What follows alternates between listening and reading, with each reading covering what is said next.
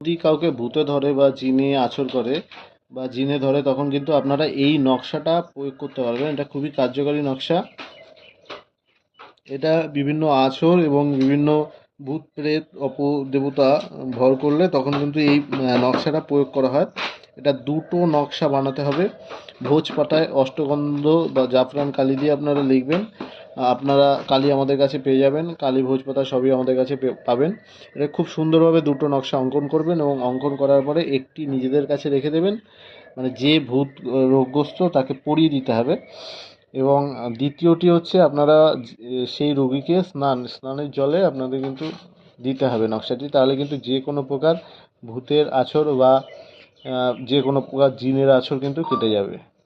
এটা খুবই কার্যকারী এবং খুবই মারাত্মকভাবে কাজ করে। আপনারা এরকম অনেক টোটকা তন্ত্রমন্ত্র নকশা পেতে আমাদের চ্যানেলটি সাবস্ক্রাইব করে রাখবেন।